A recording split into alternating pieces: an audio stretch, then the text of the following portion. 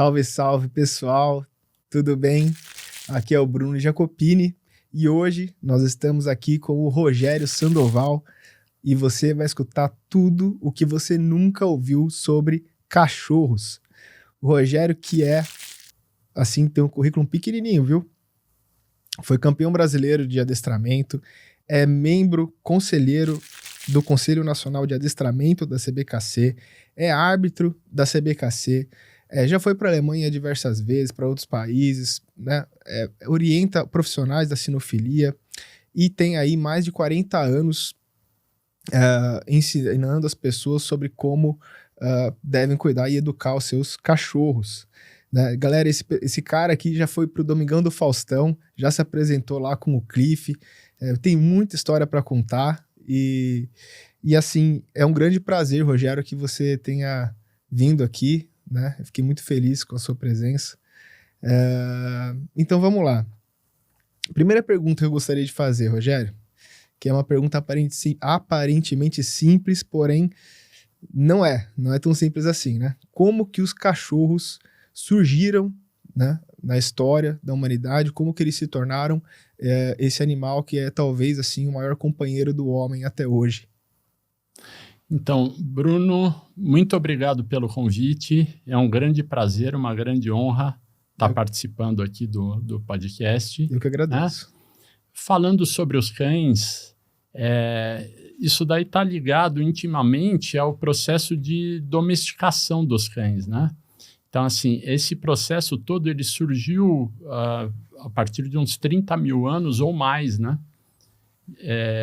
E vem do lobo ao cão doméstico, né? Esse processo, na verdade, as pessoas acreditam que esse processo ele aconteceu através do homem indo atrás do cão, mas, na verdade, ele iniciou desses lobos, e principalmente dos animais mais frágeis, procurando os acampamentos de humanos por questão de facilidade, de alimento fácil, de contato fácil no sentido de aquisição de alimento, de manutenção, de local protegido, uma série de coisas que o ser humano oferecia sem intenção, né? Não intencionalmente, né? Então, assim, os lobos é que procuraram o ser humano e não o ser humano que procurou os lobos. E daí, logicamente, foram existindo adaptações de comportamento, essa seleção genética naturalmente feita, né, por animais mais dóceis, animais mais menores.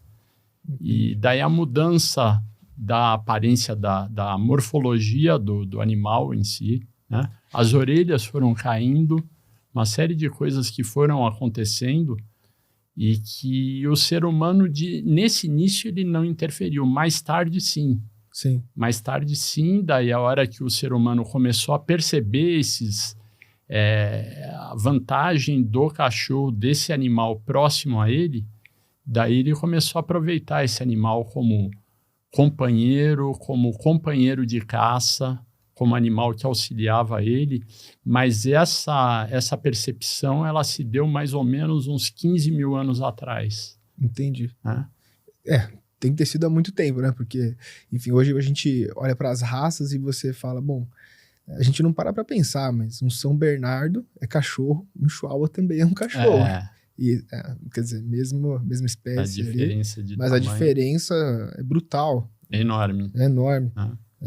Uma coisa que é interessante nisso é o seguinte, embora não tenha sido intencional do ser humano, mas esse animal começou a servir ele depois de um tempo, e nessa parte de companhia que esse animal passou a ser um companheiro do ser humano e ajudar muito ele nas conquistas, tornou o cachorro uma espécie única, totalmente diferente de qualquer outra espécie.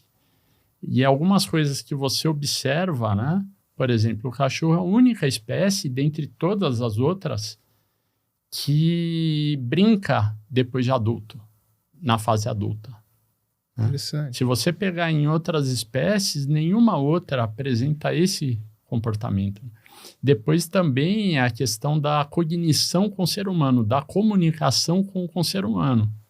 Os cães são a única espécie que se comunica, que se aproveita dessa comunicação com o ser humano. É natural, está no código genético deles. Isso já entrou no código genético. Hoje, quer dizer, se a gente, de repente, fizesse... Aí, existem sugestões nesse sentido, não é loucura, né? Tem gente que fala assim, não, cachorro é bicho. Bicho tem que viver na natureza. Então, galera, vamos pegar os cachorros e vamos, assim, tacar de novo na natureza e deixar eles lá. O que aconteceria? Vai morrer. Morre todos. Morrem todos. Esses cães de rua, se eles não tiverem aonde procurar comida, quer dizer assim, aonde encontrar essas facilidades, eles não duram, né?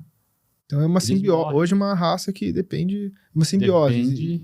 Depende única e exclusivamente do ser humano para sobreviver. Sim. Entendi. No grupo social dos cães, o ser humano está inserido. Essa história que o ser humano faz parte da matilha do cachorro, pro cachorro, né? É verdade isso? Do grupo social, sim. Entendi. Sim. Ele enxerga o ser humano dentro do grupo dele e grupo, estabelece uma certa hierarquia. Não como um outro cachorro. Sim. As pessoas falam assim, não, como um outro cachorro. Não. Né? Mas é assim, é o provedor de recurso, né? Então, assim, o que fornece água, o que fornece comida, o que fornece possibilidade de brincar, de brincadeira, o que segurança, afeto, todas as coisas, né, que de forma geral, que uma criança, da mesma forma que uma criança depende dos pais, o cachorro, ele passa a ter essa ligação com você. Sim. Através desses recursos, né, que você fornece para ele. E quando foi que você falou, né, que em um determinado momento o cachorro passou a exercer uma função para o homem. O homem percebeu que o cachorro poderia ser utilizado para uma determinada função. Quando foi que isso aconteceu e quando foi que isso desaconteceu? Porque o que a gente vê hoje é, né, o pessoal usando o cachorro como um pet, né, um animal de companhia e não mais um animal para funções específicas, a maioria das pessoas, né? Então, por volta de 15 mil anos atrás, os primeiros animais que encontraram, né, quer dizer assim, que o ser humano encontrou esses vestígios de animais, de cães enterrados junto com o ser humano. Foi mais ou menos por volta de 15 mil anos. Né? Que o homem, na verdade, passou a ter essa relação de função com o cachorro. E no início... De função e de amigo, né? De companheiro.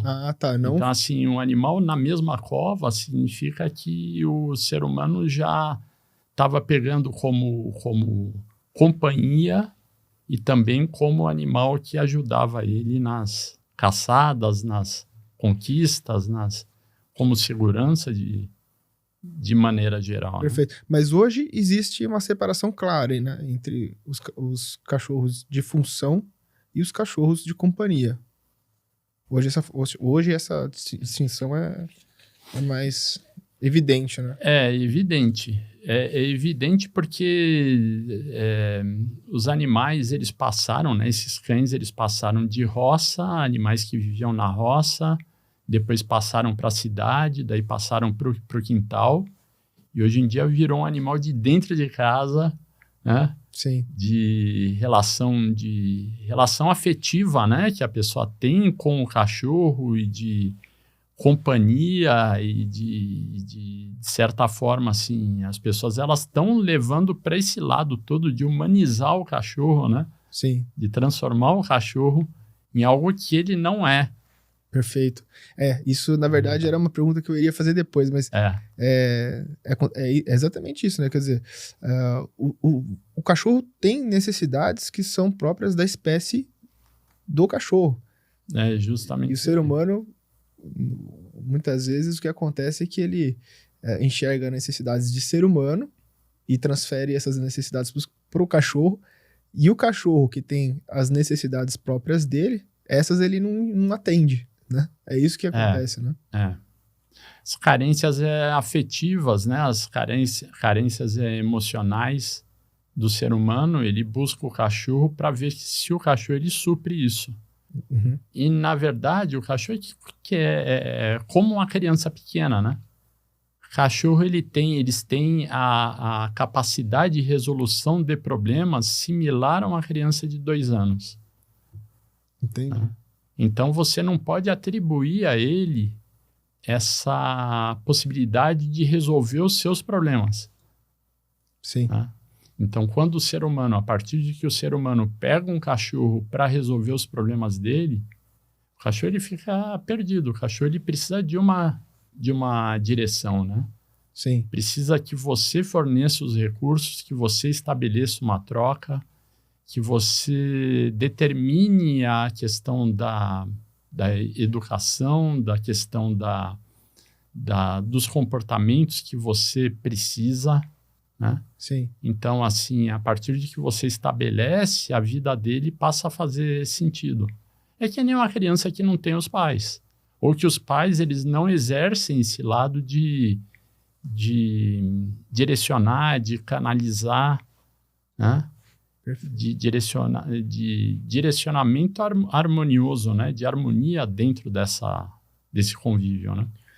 Não sei quem uma vez me falou, não sei se é verdade isso também, mas que o cachorro tem, quer dizer, nós temos 5 sentidos, né? O cachorro também. O nosso maior sentido seria a visão, talvez o mais.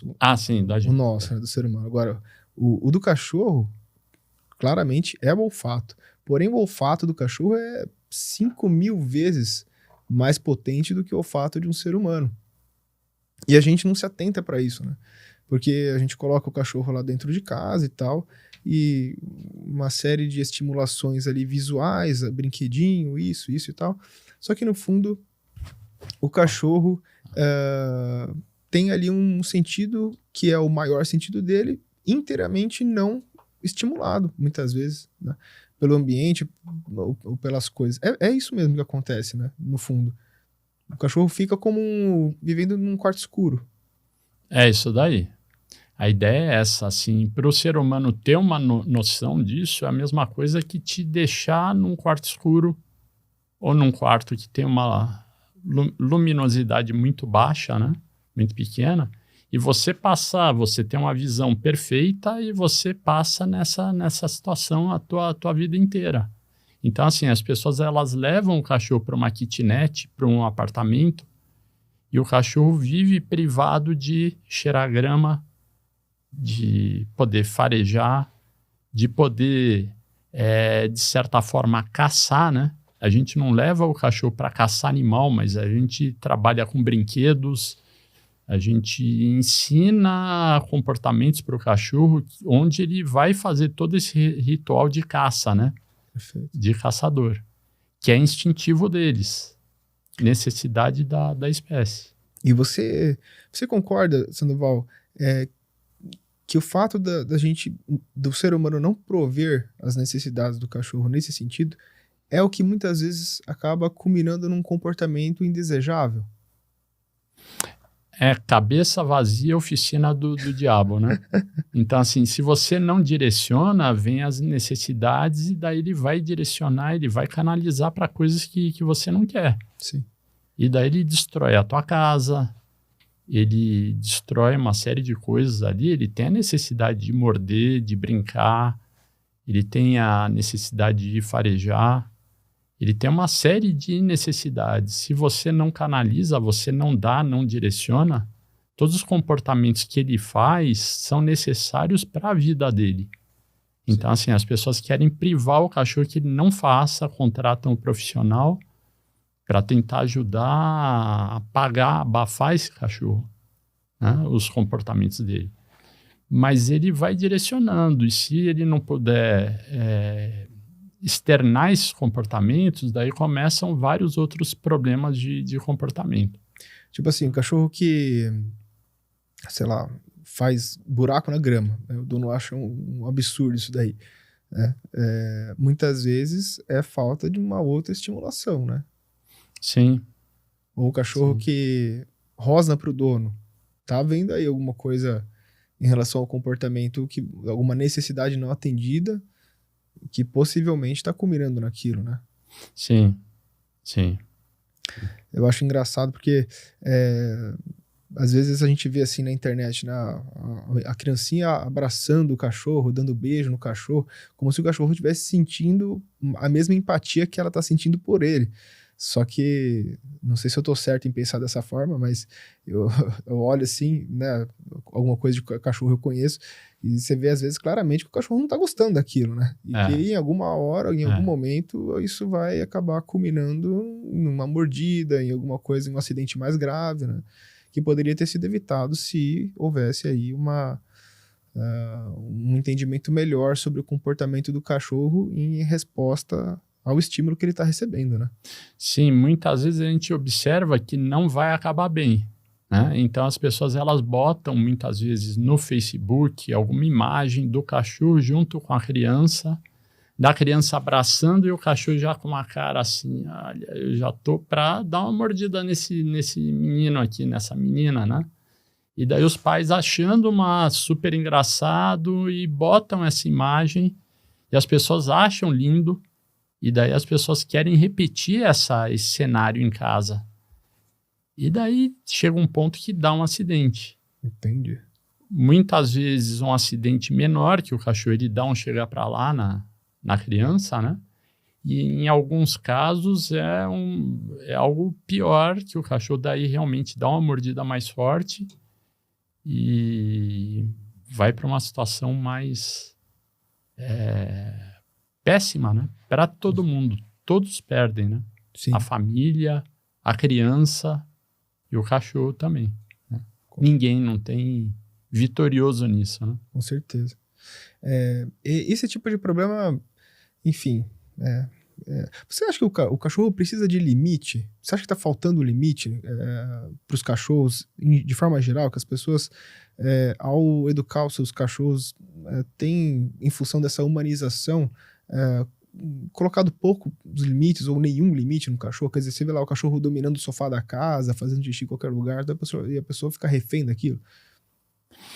O cachorro ele precisa aprender um repertório de comportamentos e cabe à pessoa, o dono, né, falar, utilizar até a palavra melhor. Eu vejo que é dono do que tutor, né, que está sendo muito utilizado.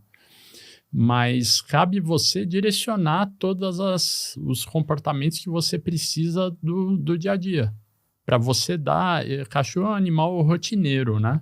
Então, se você não programar esses comportamentos, não externar, não direcionar para em determinado momento do dia você poder brincar com esse cachorro, para você trabalhar a mordida dele, ele poder brincar de cabo de guerra, você botar o controle em cima dessa brincadeira, possibilitar que ele fareje lá a grama, que ele faça uma série de comportamentos naturais de cachorro, né?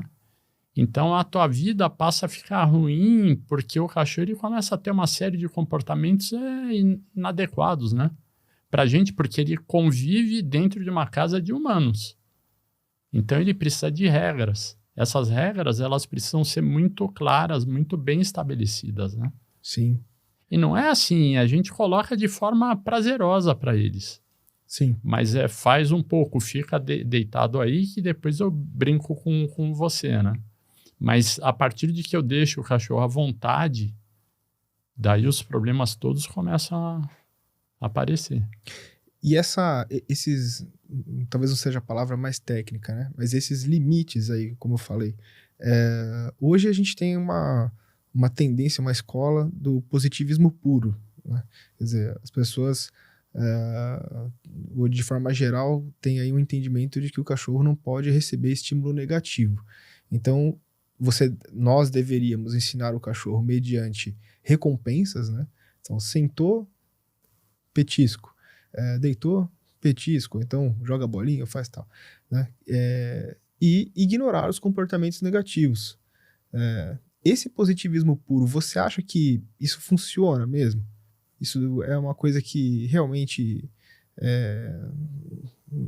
vai funcionar no final das contas? O cachorro ele precisa de alguma coisa que limite ele de uma outra forma. Então, é complicado falar sobre aversivo, né? Quando a gente fala por exemplo, assim, a pessoa que está ouvindo a gente aqui, se eu falar sobre aversivo ou sobre punição, na hora a pessoa vai entender como algo péssimo, né? Como algo desastroso para a vida desse cão. Na verdade, quando eu falo assim, não, mais firme, de certa forma, o cachorro vai entender como algo que não é gostoso, como não é prazeroso para ele, como um aversivo.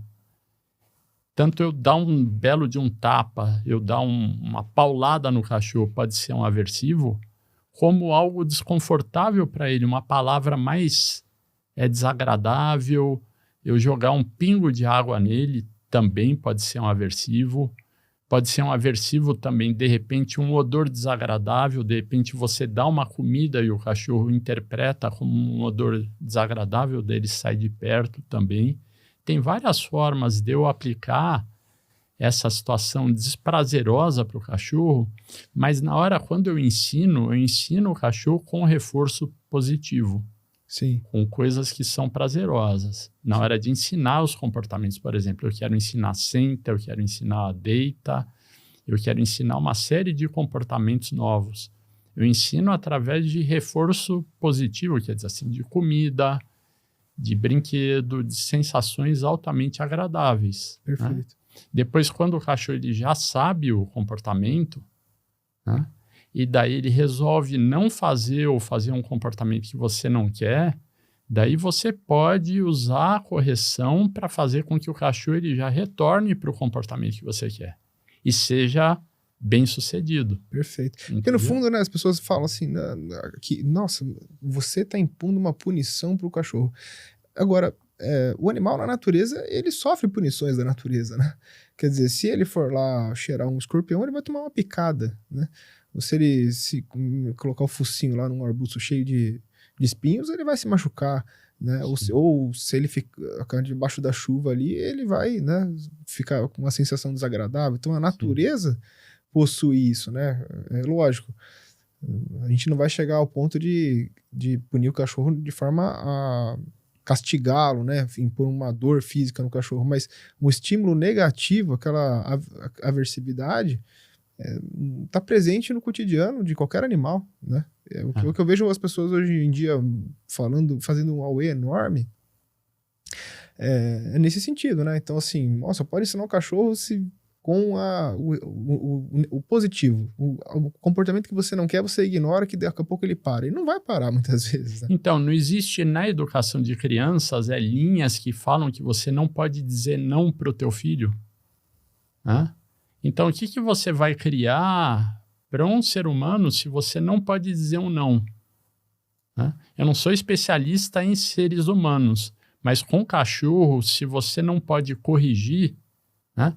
A ideia toda é que ele possa lidar com essa correção saindo desse comportamento e voltando onde ele aprendeu que ele é bem sucedido. Sim. Então, você tem que ensinar o cachorro a ser bem sucedido naquele repertório de comportamentos que você ensinou. Então, ensinar o senta, ensinar o deita, ensinar o cachorro a ficar, ensinar o cachorro a morder o brinquedo, o cachorro largar, né? Ensinar o cachorro uma série de coisas que são prazerosas para ele. Então, assim, troca, né? A gente vai estabelecer uma troca. Você senta, que é uma coisa que não é natural ele sentar na hora que você precisa. Então, ele senta, daí ele recebe uma coisa muito boa. Né? Então, através dessa troca, por isso que você tem que controlar as coisas que você vai fornecer para ele.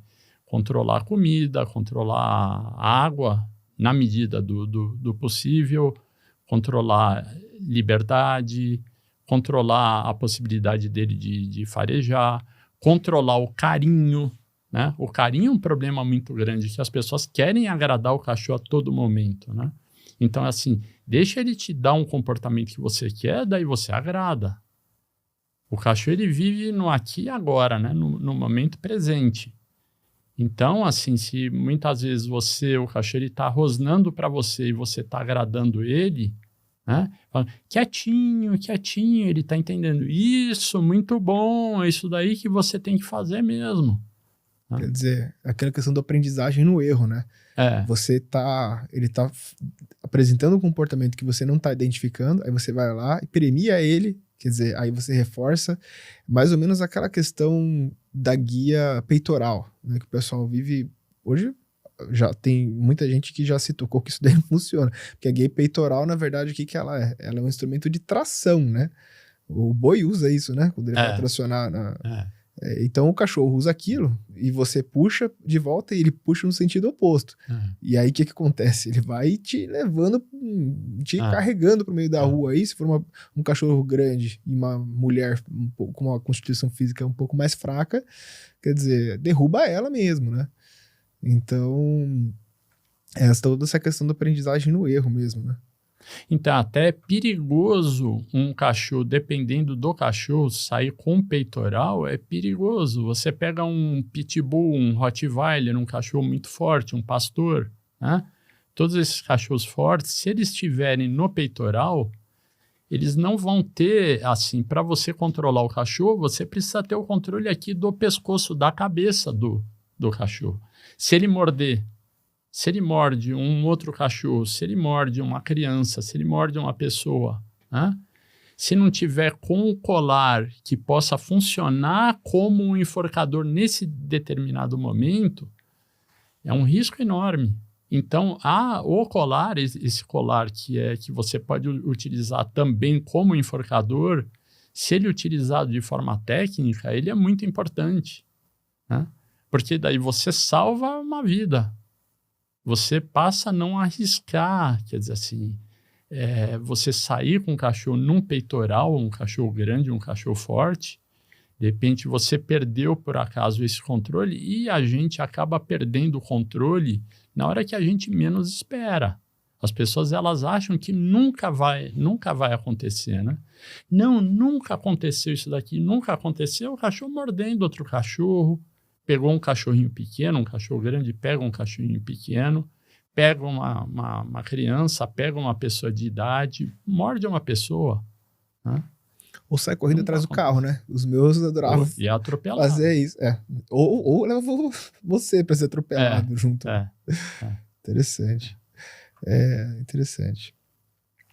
Uma coisa também, só complementar, que o peitoral em si, ele é altamente aversivo.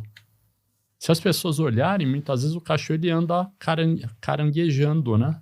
Quando ele está com o peitoral, ele acaba atrapalhando o andar do cachorro. E você bota um peitoral num cachorro, no primeiro momento, o cachorro não se sente mal com aquilo, né? Então, um colar é aversivo e o peitoral não. O peitoral existe aquele peitoral, aquela guia anti-puxão. E eu usei você sabe que eu tenho 2 pastores. Sim, né? sim. Eu usei na Enola um tempo. O que acontece? Então, quando o cachorro corre para frente para te puxar, a guia faz com que ele fique de lado. Só que, na verdade, isso tá causando uma aversão nela, porque ele espreme, claramente você vê que espreme não sei se é ombro que fala do cachorro aqui, Sim. e ela fica, né, ela para de te puxar, mas por uma questão de aversividade, não por outra questão, né? Sim. Não porque ela virou e perdeu o sentido, né? Sim. Engraçado isso. Sim. E agora, uma frase que eu ouvi outro dia, né? Quer dizer, a punição, vamos dizer assim, punição, eu não queria que fosse num sentido negativo, né? Mas no sentido de limitação do cachorro. Deve ser como um castigo de Deus. Quer dizer, por quê? Eu entendi a frase dessa forma, né? Porque o cachorro não pode ligar que ele está sendo punido à sua pessoa. É isso mesmo que acontece, Sandoval? Em determinados momentos, você pode fazer essa ligação, né? Você pode ser interessante que você avise o cachorro que algo ruim vai acontecer com ele, né? Então, assim, você claramente, você é o fornecedor das sensações ótimas para o cachorro. Mas no momento que ele faz algum comportamento que você não quer, você só avisa que dessa forma, nesse comportamento, ele vai ser punido. Algo ruim vai acontecer com ele, né? Então, ele passa a confiar em você e sentir que você não está punindo ele, mas você está avisando que ele não vai se dar bem. Então, por exemplo, Nesse pega uma sentido. lata cheia de pregos aí. Um exemplo bobo, talvez, né? O cachorro tá saindo, tá entrando dentro de casa. Não, não, não. A hora que ele entrou, cai a lata do lado dele. Lógico que ele não pode ver eu jogando, né? Mas de certa forma teria que ser isso, né? Ele sendo punido sem perceber que sou eu que estou punindo ele. Seria isso? Sim, alguma coisa acontece com o cachorro, de repente, nesse comportamento, né? Mas eu usar o bom senso, tem horas que não tem como. Então, eu próprio tenho que, por exemplo, na hora que eu tenho a guia na minha mão, então eu posso dar um toque, posso dar um tranco na guia, ó, talvez até. A correção, ela não deve ser entendida como algo ruim. O grande problema é a gente aplicar essa correção sem o lado emocional da gente, né? Como um ato mecânico. Simplesmente, se eu precisar dar um toque na guia, eu dou esse toque na guia, né? Para poder corrigir aquele comportamento imediato ali. E leva o cachorro, a ideia sempre é direcionar o cachorro para onde ele é bem sucedido, né? Sim, Para onde ele recebe a parte toda de prêmio. sim. Entendi. E essas necessidades básicas de um cachorro que é de função não são as mesmas que um cachorro de companhia, né? Quer dizer, o cachorro que é, por exemplo, voltado para a área de esporte, tá certo? Ele tem, talvez, o que vocês chamam de drive, quer dizer, uma resposta, um estímulo muito mais concreta do que um cachorro que é de companhia. Então, talvez a necessidade dele seja muito maior nesse sentido, né? Na verdade, assim, quando eu falo em recompensar um cachorro, né, então posso recompensar esse cachorro com um brinquedo, com comida, conforme os trabalhos, os esforços que ele vai fazendo para mim. Quando eu pego um cachorro que eu quero treinar um cachorro, né, eu quero pegar um indivíduo que goste desse treinamento, então eu preciso pegar um indivíduo que gosta dos prêmios, dos possíveis prêmios que eu tenho a oferecer para ele. Então, quando eu falo em cachorro de trabalho, cachorro de esporte, cachorro de serviço, eu pego um cachorro que gosta mais do que outros cachorros, que sente uma motivação maior, um prazer maior, conforme eu possa premiar ele. Por exemplo, assim, eu pego um cachorro que adora brinquedo. É muito mais fácil recompensar e conseguir que esse cachorro me dê determinados comportamentos a troco dessa recompensa, que eu possa premiar ele com uma bolinha, com algo que ele possa morder, que ele possa fazer cabo de guerra comigo, né? Então fica muito mais fácil eu poder premiar um cachorro com esse comportamento do que um cachorro que ele olha o brinquedo e ele fala assim, não acho legal isso daí, né? Ou da mesma forma também através da comida. Tem cães que para eles ser recompensado, para eles se sentirem recompensados pela comida, eu vou ter que trabalhar mais um interesse maior, eu vou ter que privar ele de comer. E daí tem outros cachorros que naturalmente eles já gostam, né? Já sentem prazer quando você simplesmente oferece um pedaço de ração, um grão de ração lá para ele, né? Tem alguns cães que eu ofereço a ração e que eles não têm interesse quase que nenhum. E que daí eu preciso um pouco dessa privação inicialmente, eu mostrar para o cachorro que ele não tem outra possibilidade de comer, né? Mas a gente procura utilizar isso daí no manejo, né? do dia a dia, de procurar mostrar para o cachorro que ele vai comer na nossa mão, que esse brinquedo ele vai vir em determinado momento quando a gente pode oferecer essas oportunidades para ele, né? Perfeito. Sandoval, nessas viagens que você fez para a Europa, né? Me parece que lá, pelo menos na Alemanha, existem alguns requisitos até, né? Para que você não só tenha um cachorro, mas que também você possa transitar com esse cachorro até mesmo na rua, né? É isso mesmo? Explica pra gente. Sim, existem os clubes de cães, eles são muito mais fortes, eles exercem um contato com os donos de cães, um contato muito maior do que aqui no Brasil. Eles exercem uma influência muito maior em cima das pessoas, dos criadores, um controle maior no sentido de direcionar, de ter as provas, né? De ter as provas todas de adestramento, que são provas esportivas, mas todas elas começam num grau inicial que esse grau está ligado à posse responsável, né? Que é tal da prova de BH. A prova de BH. Uhum. Que uma parte dela é a parte de obediência, de comandos básicos, senta, de deita, andar junto, ficar deitado, chamar o cachorro vir, né?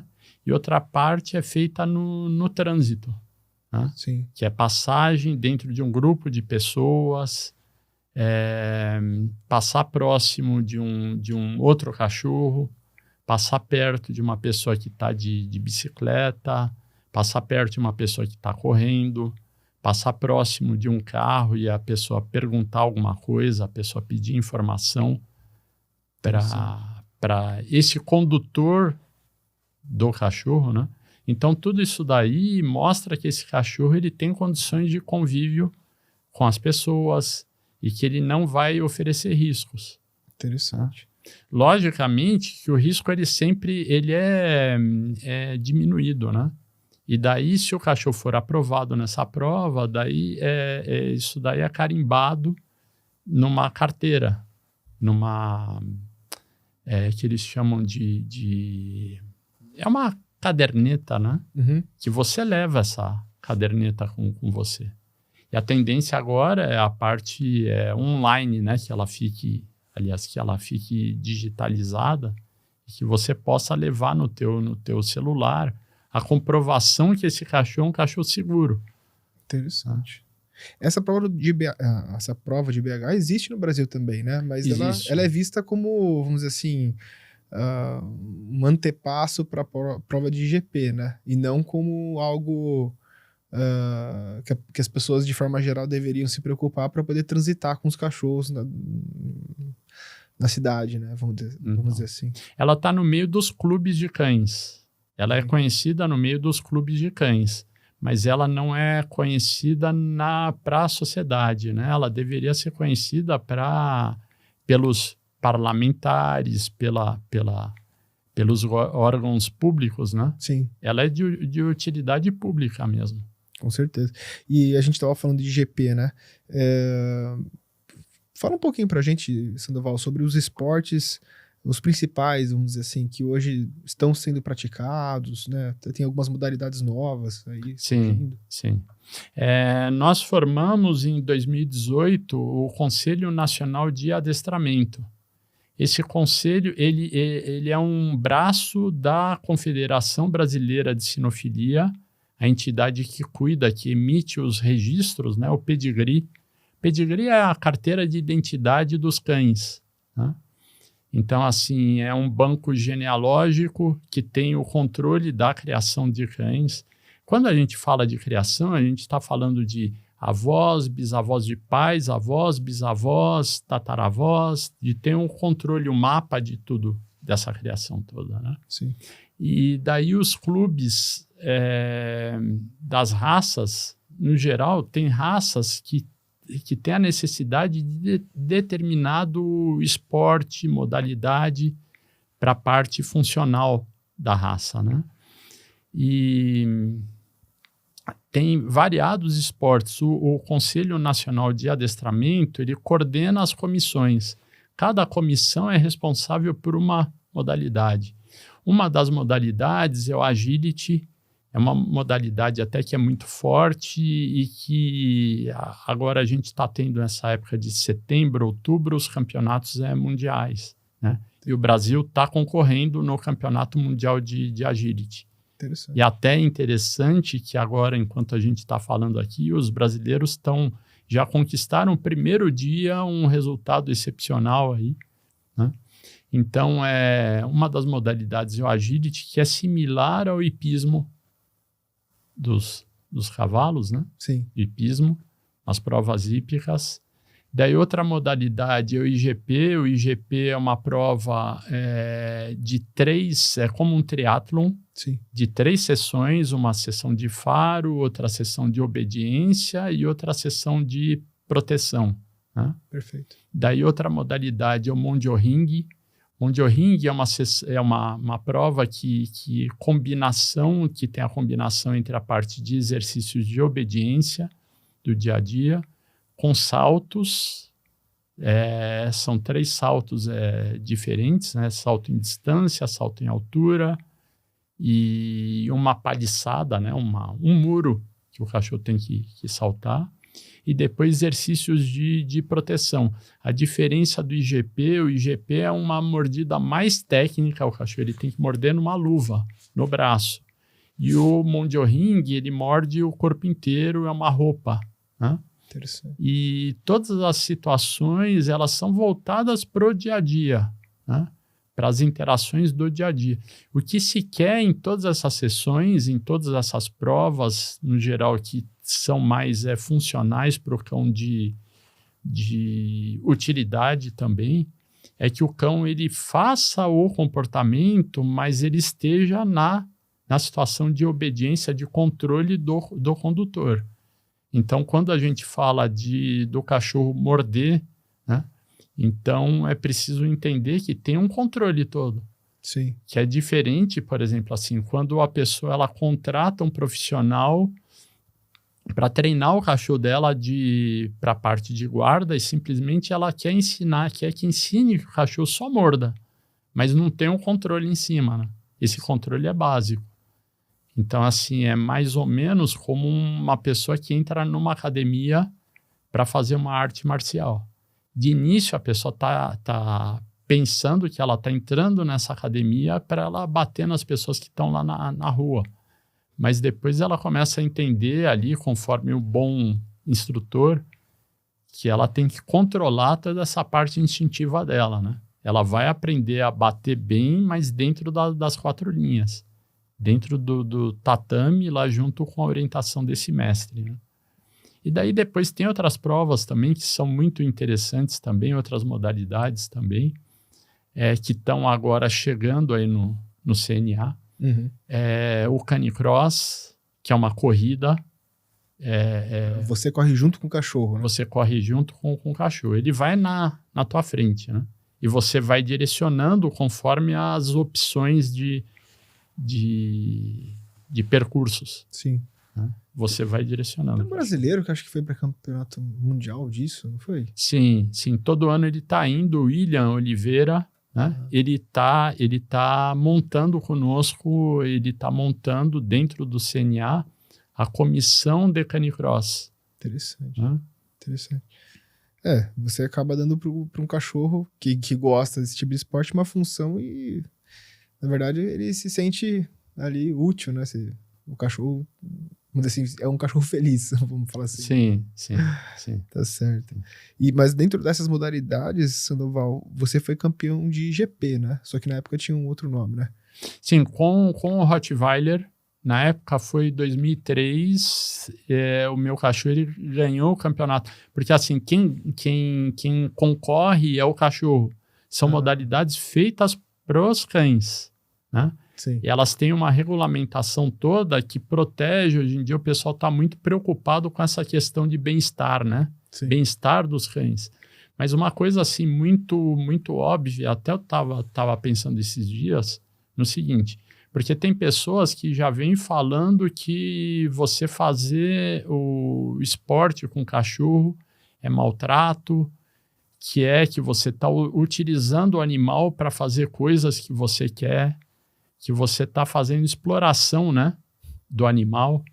E, na verdade, assim, esporte não é fundamental para o ser humano? Com certeza. Né? Se é fundamental para o ser humano, quanto mais para um cachorro.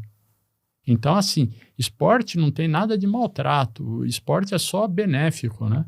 Ele passa a ser ruim para o indivíduo a partir de que ele não tenha, não seja feito de forma técnica, com conhecimento, com supervisão, em cima de regulamentação, né? De regulamentação oficial. E são regulamentos, por exemplo, o IGP é uma prova que tem mais de 100 anos, né, de existência. O Agility tem uma enormidade, é uma prova que é super praticada. Estados Unidos, por exemplo, eu estava vendo esses dias, que tem acho que mais de 100 mil praticantes de Agility nos Estados Unidos. Né? Interessante. Então, assim, é televisionado, né? E tem assim, uma força muito grande. E na Europa, esses esportes com cães, eles são super praticados, né? E várias modalidades. Interessante. E por que hoje em dia eu observo, né, que pelo menos nas últimas provas, o cachorro que mais se destaca no IGP é o belga malinois? Por que isso aconteceu, na sua opinião? Que antes era o pastor alemão, né? Sim. Que sempre sim. dominou esse esporte. E hoje parece que o belga malinois, agora, esse ano, foi uma fêmea, não foi isso? Que foi campeã mundial? Foi uma fêmea que foi campeã mundial, né? É seleção genética. Quando, assim, a raça ela é mais direcionada para a parte funcional, por exemplo, em determinados outros esportes, é o Border Collie. Uhum. Por exemplo, em esportes de pastoreio. Border Collie é uma raça em cima de agility, a parte de obediência, pastoreio. O Border Collie ele se destaca por causa dessa seleção genética, né? Que é mais voltada para a parte de função mesmo do que a parte estética do cão. Né? Sim. Então, existe o padrão da raça, o padrão ele visa otimizar a estrutura física do cachorro para a função. Né? Quando esse lado do padrão, a pessoa ela passa a criar mais olhando o lado estético, ela passa a descuidar para a parte funcional. E foi, de certa forma, isso daí que aconteceu no meio do pastor alemão, e daí teve uma divisão, né? Uhum. Hoje em dia a raça está dividida em linha de trabalho e linhagem de estrutura. Então, assim, um lado olhando mais esse lado estético e outro lado olhando mais o lado funcional. Interessante. Eu mesmo não sabia. Eu tenho 2 pastores, mas eles são da linha de estrutura. E depois, né, eu fui conhecendo mais a respeito do assunto. Sim. Aí é que eu comecei a tomar contato com até com alguns criadores, Vox Manners, Sadonara, não sei se assim se fala, tá? Sim. O Vale do Itaim, e tantos outros, o Fenomen, que eu acho que, Sim. que é outro também bem famoso, Sim. que são canis onde o criador se preocupa em selecionar os cachorros melhores para a função, né? Para a função para o esporte, de forma geral. Acho que a maioria é para o IGP mesmo, né? Que eles procuram fazer. Quando a gente fala de seleção, né? Só para o pessoal entender, né? Não é que você pega os indivíduos que você gosta e descarta os outros, né? A seleção é feita, o cruzamento, né? O criador, acho que ele decide, né, com qual cachorro que ele vai cruzar, com qual, para obter depois uma ninhada que seja mais favorável àquela função que ele deseja que seja desempenhada. Correto isso? Sim, sim. Hoje tem, além do IGP, que está muito forte nessa parte funcional, também o Mondial-Ring. Sim. Né? Então, o Mondial-Ring ele passa a ser, junto com o IGP, as principais balizas da seleção de determinadas raças, essas raças voltadas para guarda-serviço, né? Guarda coisas que o cão ele possa trabalhar para você nessa função de guarda de maneira geral. Né? Então, assim, quando a gente fala de seleção genética, primeira coisa que a gente tem que olhar é a parte de saúde. Sim. Né? Saúde sempre em primeiro lugar. E depois essa parte de comportamento e a parte da morfologia do cão em relação visando essa parte funcional. Né? E você tocou num assunto que, assim, o que eu vejo muitas vezes? A pessoa vai... eu quero ter um cachorro, pô, legal. Mas aí tem toda essa questão de que criador, seleção... as pessoas parecem que, né, olham isso com maus olhos. Aí elas vão e compram o cachorro lá onde tá na feira. Eu vou adotar um. Tá bom, você adota o cachorro, tudo bem. Claro, né, nada contra, o cachorro tá lá, tá vivo, alguém tem que cuidar, né? Sim. Né? Mas, o que acontece? A pessoa economizou, claro, porque o criador vai cobrar um valor pelo cachorro que ele tá selecionando, pela estrutura que ele tem para criar os cachorros, né, pelas vacinas que ele dá, ele vai cobrar um determinado valor, a pessoa vai comprar na feira e vai pagar um valor menor, claro. Aí, dali 2 anos, o cachorro tem uma displasia coxofemoral e aí a pessoa vai gastar e os olhos 3, 5 vezes mais do que ela pagaria num filhote com uma saúde boa, né? Eu vejo que isso tem acontecido demais, assim, as pessoas não têm essa consciência, né? Do porquê a gente deve dar valor para quem cria o cachorro, né? Porque ele tem ali, na hora de fazer o cruzamento, todo o histórico genético, né? Doenças como a displasia coxofemoral são doenças de origem genética e é um gene recessivo. Então, pode aparecer gerações depois. Então, se você não tiver realmente uma seleção, você corre o risco de pegar o filhote hoje, né? Vai pegar muito amor naquele cachorro, claro, e dali a pouco você vai ficar sofrendo de ver o cachorro sofrer e ainda por cima ter que bancar ali cirurgia, remédio e tudo mais, coisas que você talvez poderia ter evitado, né, de alguma forma, né? Então, a inocência das pessoas alimenta os péssimos criadores, né? Os mercantilistas, as pessoas que criam de baciada e fornecem cachorro para pet shop. Pet shop não é local de venda de cães, né? Não deveria ser. Então, assim, a ideia porque tá muito essa divisão, essa ideia de não compre e adote. Você deve adotar se você está afim de adotar um cachorro e você deve comprar se você tiver afim de comprar. A partir de que você pensa na compra ou a partir de que você pensa em trazer um cachorro para casa, então procura estudar antes. Faça um preventivo, né, de você estudar antes, conhecer um pouquinho sobre a espécie, se inteirar mais. E se você estiver querendo um cachorro para uma determinada função, daí sim, principalmente é o cão de raça. Porque daí ele tem uma especialização do comportamento, né? Então, assim, não adianta você pegar um cachorro para trabalhar em cima da parte toda de faro e você pegar um cachorro não próprio para isso. Um cachorro para guarda, para exercer essa função toda, uma função policial.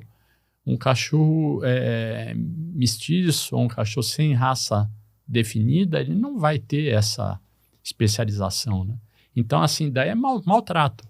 Você pegar um cachorro que ele não tem essa predisposição e tentar trabalhar para algo que ele não nasceu para aquilo, né? Perfeito. E, Sandoval, e a sua experiência com cães de polícia no exterior? Como que foi isso? Conta um pouco pra gente. Então, eu fui em 1997, eu fui para uma academia, que era uma academia, a Academia Estadual de Polícia para Condutores de Cães de Serviço, e que era, assim, a mais famosa academia do mundo naquele momento, né?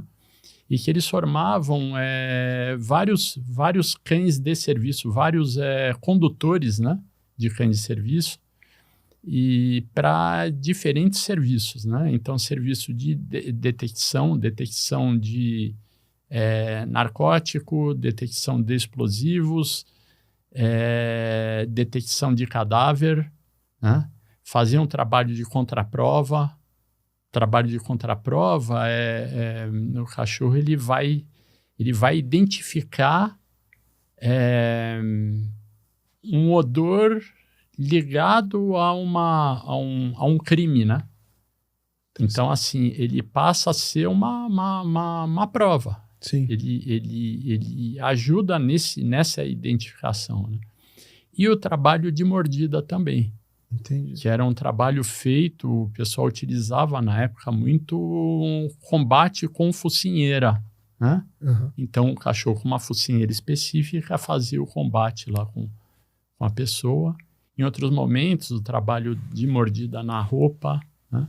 Mas sempre pensando num controle, né? O cachorro, ele morde até o ponto que o condutor dá o comando, larga e chama o cachorro para ele. Sim. Então, sempre pensando nessa parte toda de controle. E você falou nesses cachorros de prova, né? Que eles são os cachorros. Acho que deve ser o mesmo tipo de cachorro que é utilizado nas funções de resgate, né, nas funções de procura de pessoas perdidas. É isso, né? Sim, foi formado também a Comissão de Cães de Busca e Resgate. Aqui nós formamos. Lá fora existe uma entidade chamada AIRO, que é a Organização Mundial, Organização Internacional de Cães de Resgate, no qual a Confederação de Cães ela é ligada, né? A nossa confederação, que é a Confederação Brasileira de Sinofilia, ela tem uma parceria com essa entidade, né? Sim. Lá fora. E aqui no Brasil, daí nós formamos essa comissão, foi formada essa comissão de cães de resgate, de busca e resgate, e o pessoal estão começando a fazer as provas agora aqui, né? Sim. Foram esses cães que foram utilizados nas tragédias aí de Brumadinho. e Petrópolis, né? É. Eu ouvi um dado aqui na internet. Dizem que tá na internet, é verdade, né? Mas o artigo parecia que era um artigo sério, falando que em Petrópolis, de 60% a 70% dos resgates envolvendo pessoas ou cadáveres, né? Tiveram animais envolvidos, os animais de resgate.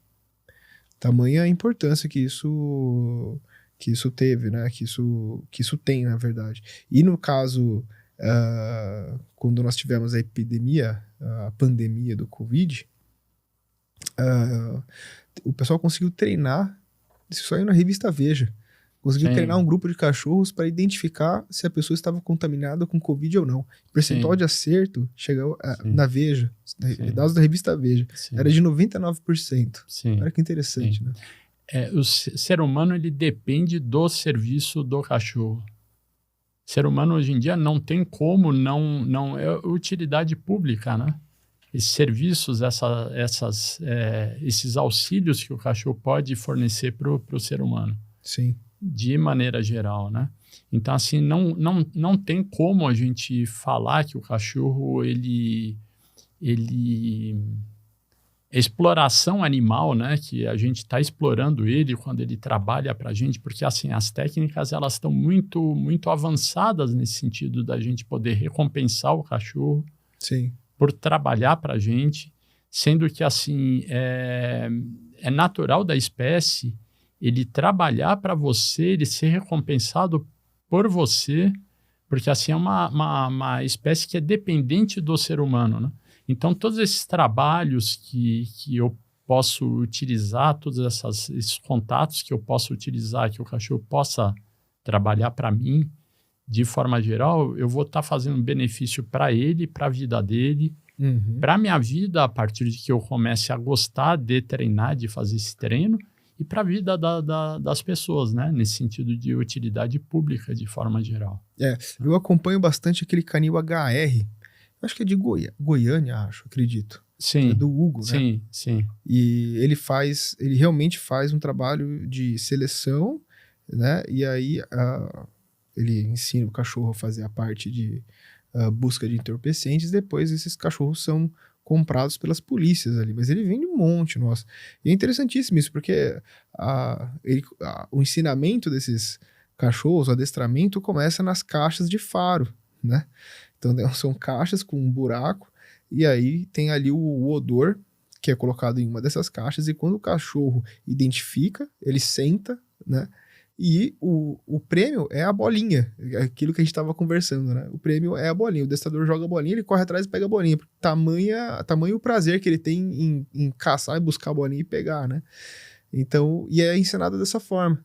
Eu achei super interessante aí, né? Que isso não muda, isso ele faz o mesmo, ele começa nas caixas e depois ele leva ali para um estacionamento que ele tem de carros abandonados, ônibus abandonado, e assim, bem interessante mesmo esse trabalho aí que é feito por A questão da memória emocional desse cachorro, a memória afetiva do cachorro está relacionada com a bola. Esse odor, o odor do narcótico com a bola.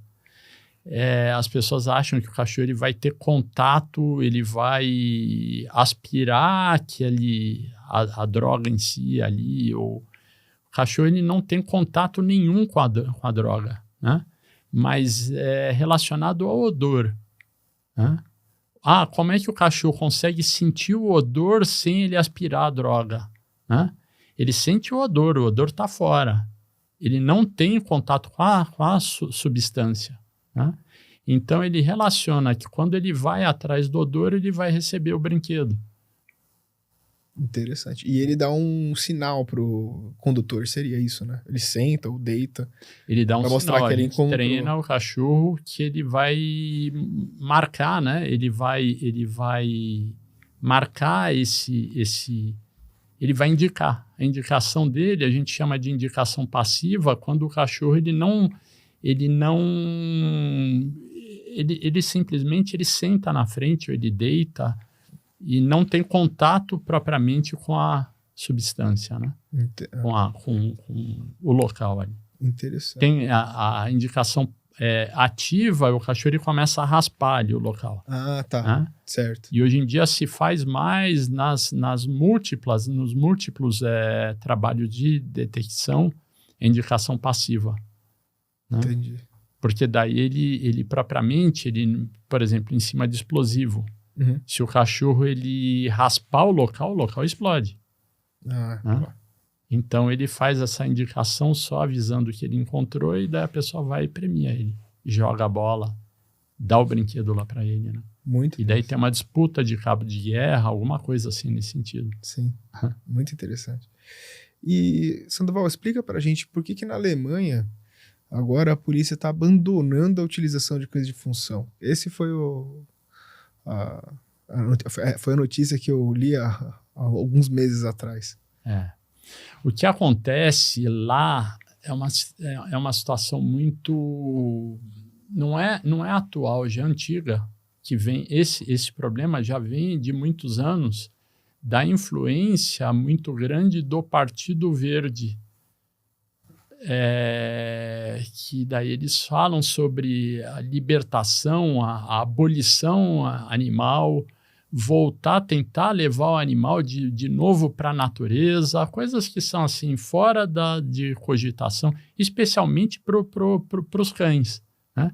Que são animais que trabalham em conjunto com o ser humano, aqui, conforme eu estava falando aqui, o exemplo do processo de domesticação. Sim. De 15 mil anos, né, que ele trabalha em conjunto com o ser humano. Né? É por isso que eu falei que era uma pergunta aparentemente inocente, mas tem tudo a ver com o que a gente vê hoje. Né?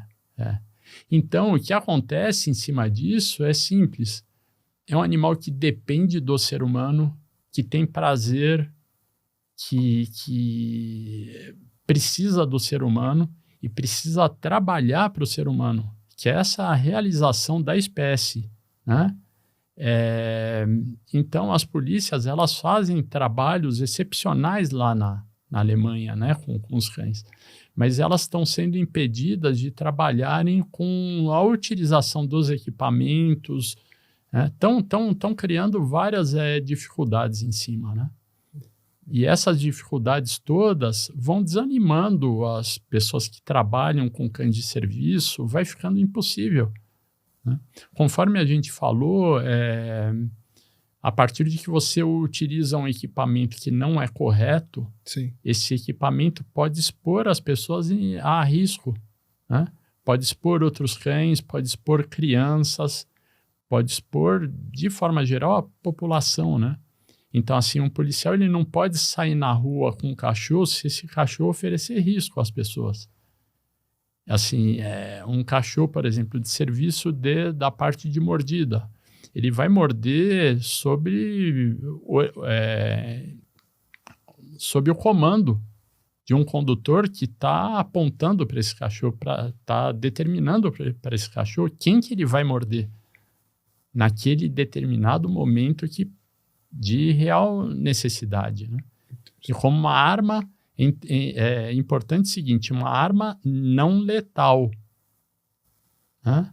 E uma arma, de forma geral, que diga-se de passagem, que não somente é não letal, como é uma arma preventiva, né? Que ela está ali, a arma ela está, quer dizer assim, você está com o cachorro, todo mundo está vendo. Então ele faz com que as pessoas evitem o desgaste ali, né? Com certeza. Você passa a evitar, então, uma luta corporal, você passa a evitar de utilização da arma letal, né? Interessante. Agora, Sandoval, de tudo isso que a gente conversou, quando a gente vê, assim, esses acidentes horríveis que acontecem aí, né? Sei lá, né? O pitbull que mordeu a criança, ou mordeu o próprio dono, o cachorro que, né, e tal. Outro dia eu vi uma notícia dois Rottweilers que morderam, não foi a dona deles, foi a moça que trabalhava dentro da casa. Então, a conclusão, a culpa é do dono. Sim, sim. A culpa em todos esses casos é um processo de todos os seres humanos ali que estão por trás de tudo isso, né? É falta de orientação. A gente pega, por exemplo, o meio público. A situação, eu acho que é muito, muito mais importante do que você criar regras, é você passar hoje em dia a informação, o conhecimento, investimento em cima de conhecimento, que é de graça. Você pode passar, o meio público pode passar essas informações através de palestras, tem várias formas, né, de você passar conhecimento para as pessoas, anterior à aquisição do cão. Exatamente. Preventivo. Eu vi um processo... um rapaz que é adestrador, agora eu me fugi o nome dele, Voraus, acho que é uma coisa assim. E ele estava explicando assim, no Instagram dele lá, falando assim, olha, pessoal, hoje em dia, claro, o belga malinois é o cachorro que tá aí, né? Vence todas as provas e tal. E aparece a pessoa aqui, né? O meu cliente falando, olha, eu moro em um apartamento, eu posso ter um belga malinois? Aí ele fala assim, pode. Agora, mas você teria uma Ferrari para deixar ela guardada dentro da sua garagem? Que é mais ou menos isso, né? Você vai ter um cachorro ali que tem tá destinado a uma série de funções e você vai guardar ele dentro de um apartamento, tá certo? Agora, além de guardar essa Ferrari, isso pode ser até que se volte contra você, né? Muito provavelmente vai acontecer, porque é um cachorro que tem extrema energia, necessita do esporte, necessita de um caminho, né? Não que você não possa, né? As pessoas acho que... né? Pô, mas por que eu não posso? Não, você pode, mas e aí, depois? Como é que vai ser, né? Então, na verdade, qual a ideia de você ter um cachorro dentro de uma kitnet? Por exemplo, você não pode ter um border collie de serviço de pastoreio numa kitnet, ou então um belga malinois numa kitnet. Você pode, se você tiver esse local, né, como o quarto dele, não como a casa. Então ele dorme no local e de dia ele vai trabalhar com você. Você vai dar atividade, que é importantíssimo dizer, atividade física, atividade mental e atividade social, né? Então você vai treinar esse cachorro de forma que ele possa, a atividade física do corpo dele e dessa musculatura aqui, da boca, né? Então, é importantíssimo você exercitar o corpo todo do cachorro, a boca aqui e pescoço. Sim. Então, dessas atividades todas que você faça, atividade física, daí a atividade mental, né? Como é que eu vou obter a comida? Como é que eu vou obter o brinquedo? O que eu tenho que fazer? Então, você começa a treinar o cachorro de forma que ele comece a pensar, um ser pensante. O que eu tenho que fazer para eu poder ganhar as coisas, para eu ganhar carinho, para eu ganhar comida, para eu ganhar brinquedo. A partir de que você usa no teu dia a dia um prato de comida todo cheio, o cachorro é um predador. O homem podia escolher vários animais ali como seu pet, né? Como animal de companhia. E ele escolheu os dois que são predadores. Animais que são terríveis nesse sentido, né? Porque assim, o cachorro ele é um animal que tem esse processo de socialização junto com de sofrer esse processo de domesticação junto com o ser humano, mas ao mesmo tempo ele conserva esse lado predador dele, né? E você tem que direcionar isso daí para as coisas todas que você quer, né? E se você não tem essa direção, começa a dar problema mesmo. Então, no dia a dia, utilizar a tua casa como local de descanso e levar esse cachorro para poder trabalhar, né? Gastar essa energia de forma direcionada. Agora, se você põe o prato de comida ali, a vasilha está cheia, né? O cachorro ele não tem atividade nenhuma. Você vai para o teu trabalho, você volta e o cachorro passa o dia inteiro lá dormindo. Daí ele vai procurar onde direcionar, no teu sofá, na tua cama, nas suas roupas. Quer dizer, no fundo, o pessoal fala de maus tratos, né? Mas isso são maus tratos. Né? Você pegar um cachorro que teria toda uma vocação, uma determinada função, uma necessidade de atividade, e você deixar ele ali trancafiado, né? Porque eu não tenho tempo para levar meu cachorro para passear, porque eu tenho muito compromisso, porque isso, porque aquilo. Mas então aí que entra toda a parte da culpa do ser humano, né? Obesidade em cães é sinal de maus tratos. Cão obeso, as pessoas estão preocupadas com o cachorro com falta de peso. Deveriam estar mais preocupadas ainda com excesso de peso. Nem um lado, nem o outro são bons, mas excesso de peso, porque assim, sobrecarrega toda a coluna do cachorro. Né? Então, assim, você levar um filhote a crescer com excesso de peso, se for raça grande, vai sobrecarregar um esqueleto que não tem condições. Né? Numa raça grande, por exemplo, vai crescer o esqueleto antes da parte de musculatura. Né? Não vai dar sustentação, essa musculatura não vai acompanhar. Né? Então, assim, você tem que dar atividade para o cachorro. Né? Logicamente, tomar todo o cuidado possível, procurar auxílio. Né? Por exemplo, no meio dos esportes, tem gente com enorme conhecimento. Né? Então, esses esportes oficiais, o pessoal procurar até. A gente tem um canal do CNA, né, do Conselho Nacional de Adestramento, no Instagram, tem das comissões específicas, tem os sites, os canais no Instagram. Perfeito. Né? E daí é onde as pessoas vão obter nessas informações todas desde o início, pensando num atleta, dependendo da raça, né? Exatamente. E o que eu vejo, e falo por mim, né? Fui procurar informações sobre os meus cachorros muito tempo depois de ter. E muitas vezes você não consegue corrigir alguns tipos de comportamento, né? Por exemplo, a questão da reatividade, né? O meu é reativo a outros animais. Mas por quê? Porque na fase em que ele deveria ter sido socializado, eu não levei ele para passear. Qual que é essa fase? Acho que até os 4 meses, é isso? Até uns 120, 160 dias, mais ou menos, né? É aquela fase que você pega o cachorro, né? E aí você leva ele no veterinário, o veterinário fala assim pra você, você não pode sair com o cachorro, porque tem que dar as 4 doses da vacina. Então você fica morrendo de medo e não sai de casa com o cachorro. Não que o veterinário não esteja correto do ponto de vista dele, ele está. Porém, isso vai trazer, né, outros tipos de problema para o resto da vida. Então, né, talvez pegar o cachorro no colo, sair para passear, levar ele para conhecer outros ambientes, né, talvez não ter contato com outros cachorros diretamente, mas, né, que ele veja, né, sentir outros odores, isso é importantíssimo, né, porque senão, e aí, por falta de conhecimento, hoje eu tenho um problema de reatividade, que é super complicado de de trabalhar, né? É uma coisa... Então, toda essa questão do conhecimento,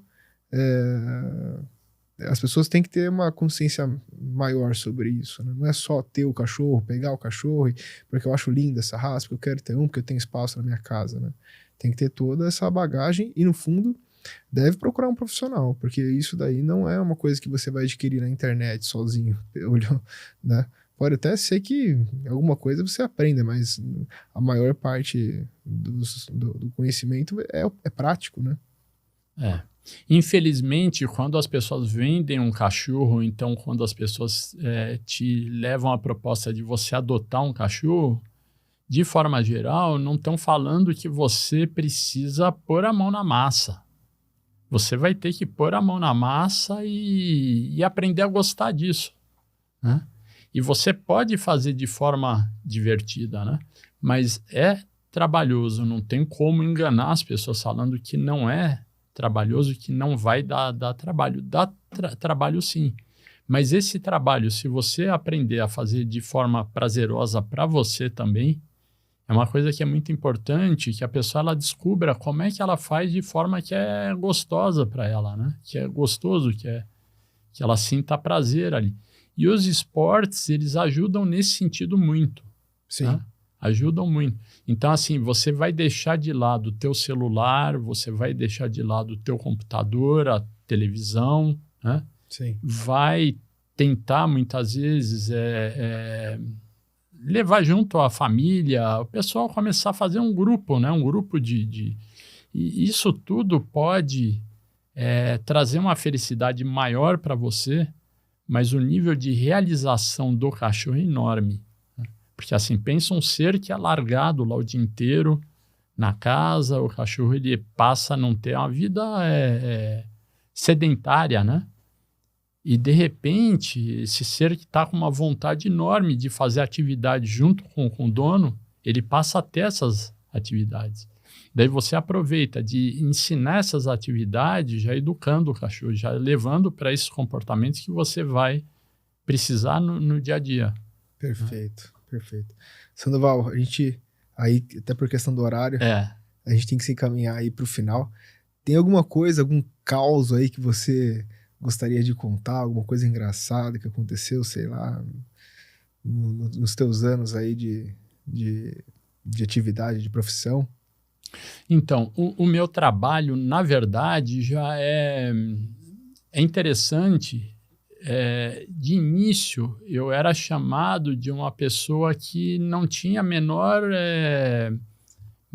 condição de treinar um cachorro. As pessoas olhavam e falavam assim, esse cara nunca vai conseguir treinar um cachorro. Ah, é? Não vai ter acerto nenhum em cima disso daí, né?